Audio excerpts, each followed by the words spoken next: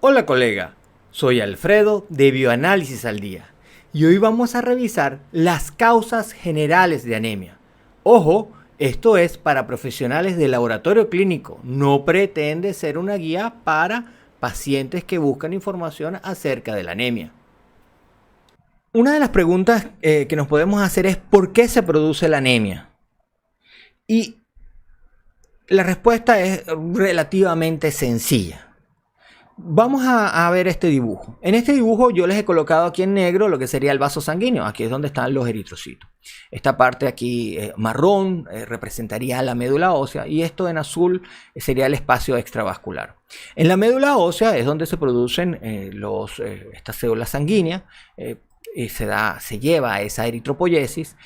Ya tuvimos un en vivo sobre eritropoyesis, abajo en la descripción está, aquí también le puedo dejar una tarjeta hacia ese en vivo, pero en la médula ósea entonces se producen estos elementos. Nosotros podemos tener problemas de producción, entonces podemos tener una producción deficiente de estos elementos, alteraciones en esa eritropoyesis. Y al producirse menos eritrocitos, por supuesto que vamos a tener una anemia. Otra de las cosas que pueden suceder es que esos glóbulos rojos se destruyan y se pueden destruir dentro de los vasos sanguíneos, lo que conocemos como una hemólisis intravascular, o fuera de los vasos sanguíneos, una hemólisis extravascular. Entonces, otra de las causas de anemia sería la destrucción.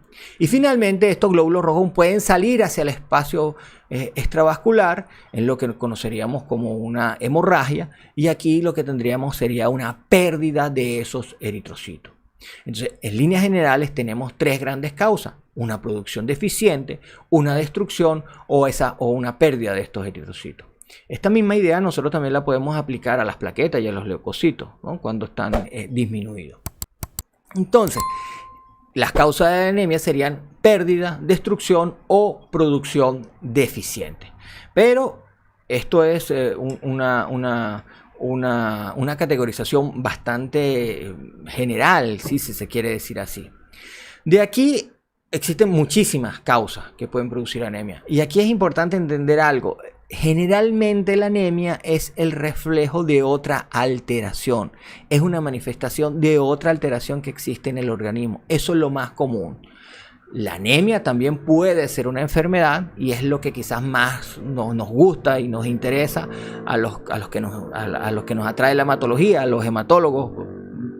Entonces, y a lo mejor es lo que en los libros de hematología más vamos a encontrar información y más destacado, pero en líneas generales es más común que la anemia sea la manifestación de otro trastorno que está ocurriendo en el organismo, ¿sí? Es lo más común. Podemos clasificar a las anemias de diferentes formas, porque aquí hay muchísimas. Realmente, no sé, deben haber más de 200 anemias o algo así, quizás más.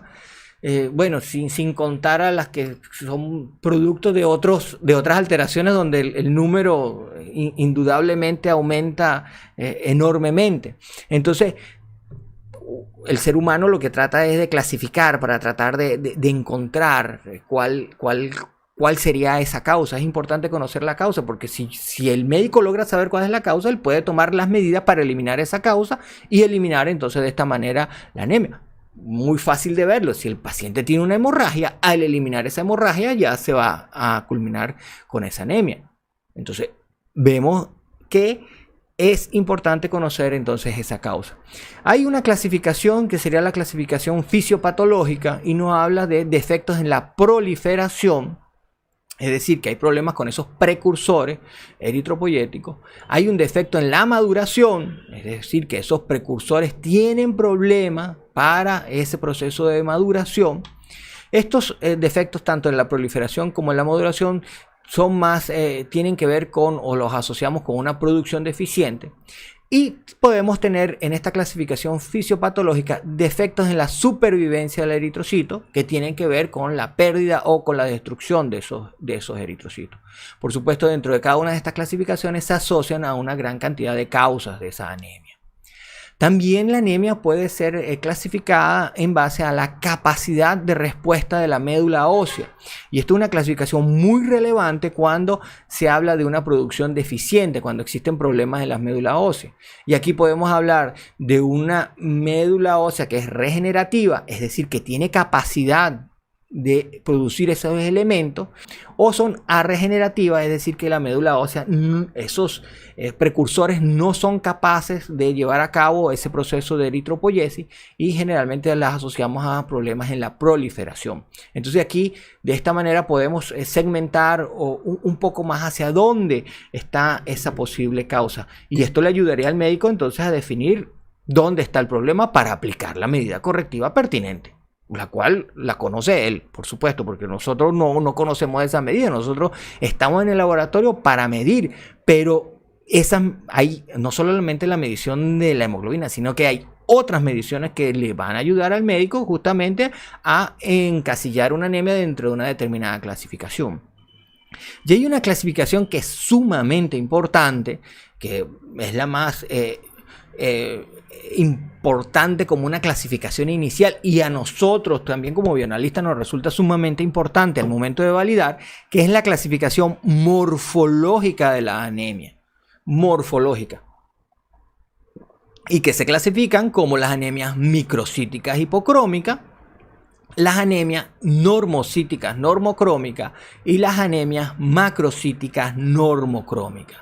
Esta clasificación es bastante antigua, pero es una clasificación que hoy en día resulta sumamente efectiva como para tener una idea general, una primera orientación, y es bastante efectiva y bastante contribuye mucho, orienta mucho hacia el diagnóstico.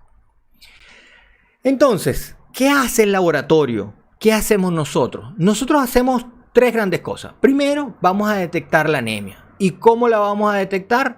Ya sabemos cómo lo vamos a hacer.